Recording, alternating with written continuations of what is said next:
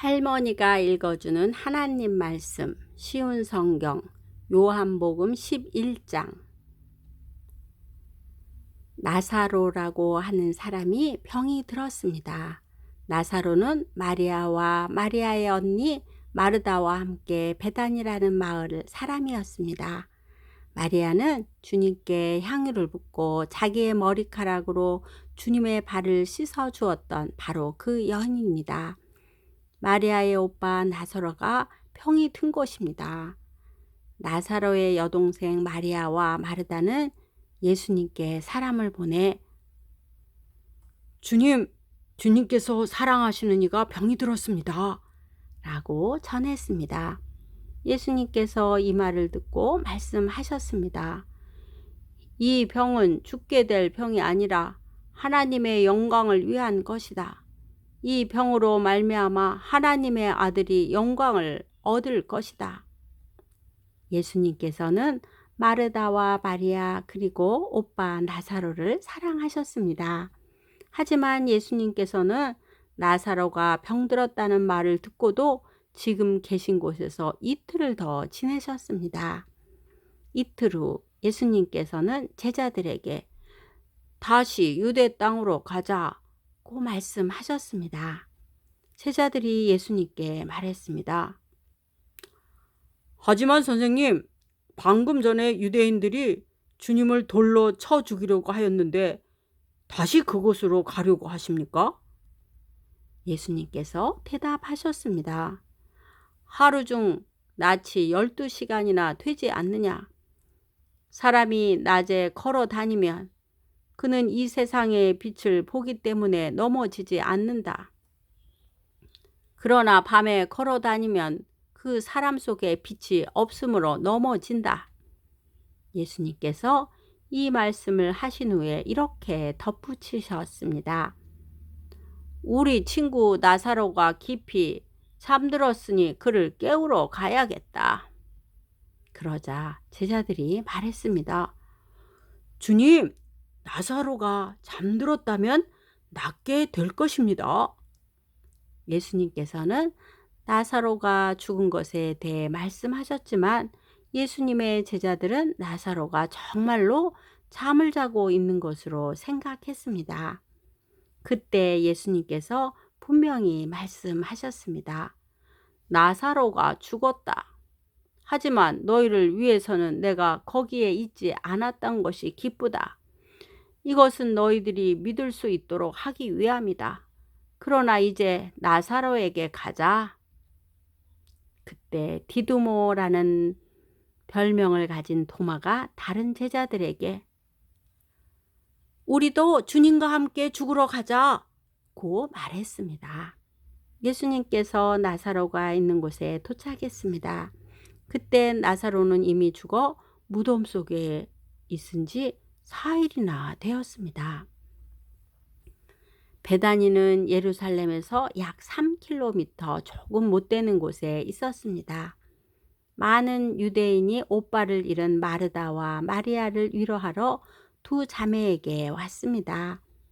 마르다는 예수님께서 오신다는 소식을 듣고 예수님을 마중 나갔고 마리아는 집에 남아 있었습니다.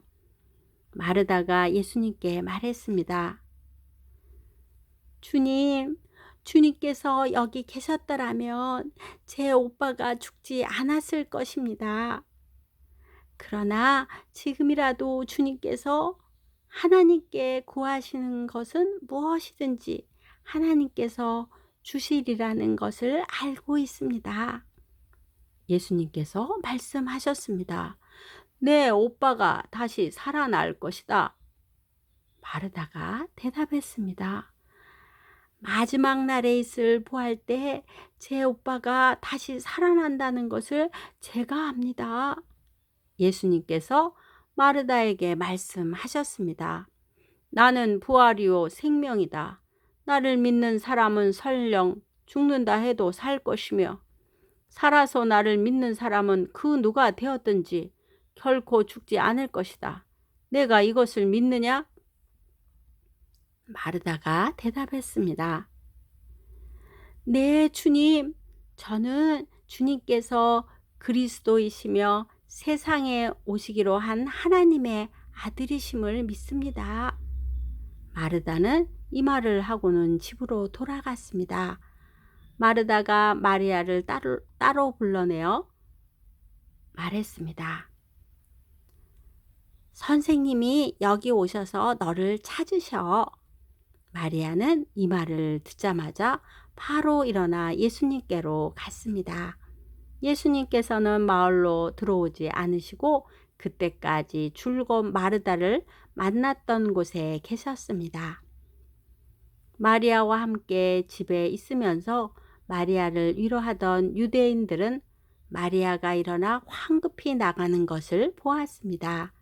그들은 마리아의 뒤를 따라 나오면서 마리아가 통곡하러 무덤에 가는 것이라고 생각했습니다. 마리아는 예수님께서 계신 곳으로 갔습니다. 마리아는 예수님을 보자 그의 발 아래 엎드려 이렇게 말했습니다. 주님, 주님께서 여기 계셨더라면 저희 오빠가 죽지 않았을 것입니다. 예수님께서 마리아의 뒤를 따라온 유대인들이 오는 것을 보셨습니다. 예수님의 마음은 격한 감정이 들면서 몹시 아프셨습니다. 예수님께서 말씀하셨습니다. 나사로를 어디에 두었느냐? 그들이 대답했습니다. 와서 보십시오, 주님. 그러자 예수님께서 눈물을 흘리셨습니다. 그것을 보고 유대인들이 말했습니다. 예수님께서 나사로를 얼마나 사랑하였는가 보아라. 그러나 그들 중에는 앞 못 보는 사람의 눈도 뜨게 한 사람이 나사로가 죽지 않게 할 수는 없었나? 라고 말하는 사람도 있었습니다. 예수님께서는 몹시 아픈 마음으로 무덤에 가셨습니다. 그 무덤은 입구를 커다란 돌로 막은 굴이었습니다. 예수님께서 돌을 옮겨 놓으라고 말씀하셨습니다.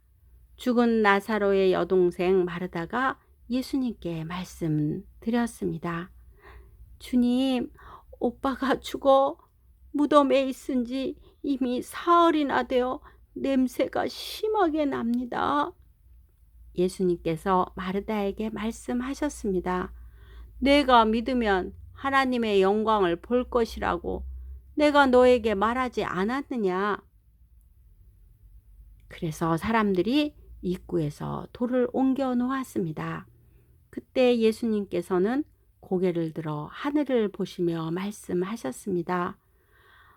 아버지, 지금까지 제 말을 들어주셔서 감사합니다. 아버지께서는 언제나 제 말을 들으시는 줄로 제가 압니다. 그러나 저는 주위에 있는 이 사람들을 위하여 그들이 아버지께서 저를 보내셨음을 믿게 하기 위하여 이 말을 한 것입니다. 예수님께서는 이 말씀을 하신 후 큰 소리로 말씀하셨습니다. 나사로야, 나오너라. 죽은 사람이 밖으로 나왔습니다. 그의 손과 발은 천으로 감겨져 있었으며 얼굴도 천으로 둘러싸여 있었습니다. 예수님께서는 사람들에게 천을 풀어 주어 다니게 하여라 하고 말씀하셨습니다. 마리아에게 조문하러 왔던 유대인들은 예수님께서 하신 일을 보고는 그분을 믿었습니다. 그러나 그들 중 어떤 유대인들은 바리새인들에게 가서 예수님께서 하신 일을 일러 바쳤습니다. 그러자 대제사장들과 바리새인들은 산헤드린을 열어 의견을 물었습니다. 어떻게 하면 좋겠습니까? 이 사람은 많은 표적을 행하고 있습니다. 만일 우리가 이 사람이 하는 대로 계속 내버려 둔다면 모든 사람이 그를 믿을 것입니다.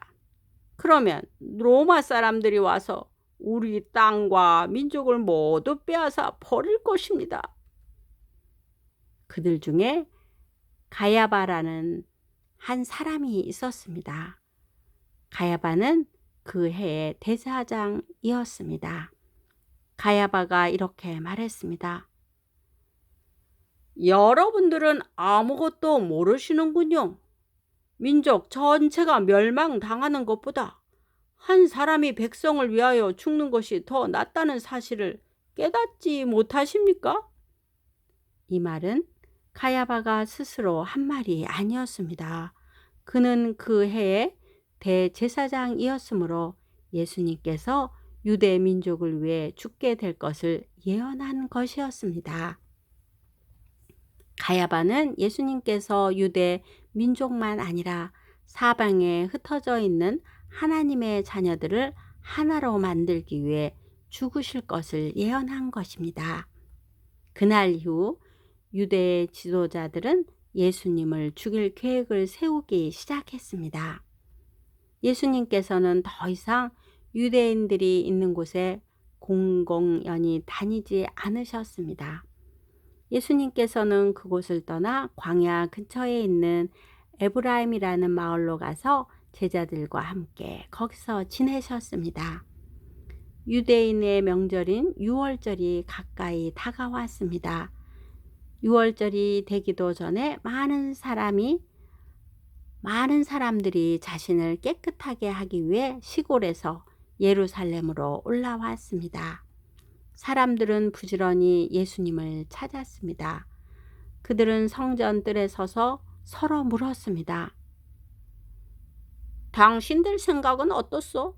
그분이 명절에 안 오시지는 않겠지요? 그러나 대제사장들과 바리새인들은 누구든지 예수님께서 계신 곳을 알기만 하면 반드시 자기들에게 알려야 한다고 명령을 내렸습니다. 그것은 예수님을 체포하기 위해서였습니다. 오늘도 성경 한 장 잘 듣고 읽었네요. 성경 말씀은 모두 몇 권으로 되어 있다고 알려드렸죠? 네, 모두 66권으로 되어 있어요. 성경은 성령의 감동으로 쓰여진 책인데 구약은 39권, 신약은 27권으로 되어 있어요. 우리가 참된 믿음으로 신약, 구약 말씀을 읽을 때 말씀 속에서 하나님의 살아계심과 상 주시는 분임과 또 하나님께서 나와 언제나 동행하시는 분임을 알게 될 거예요. 사랑하고 축복합니다.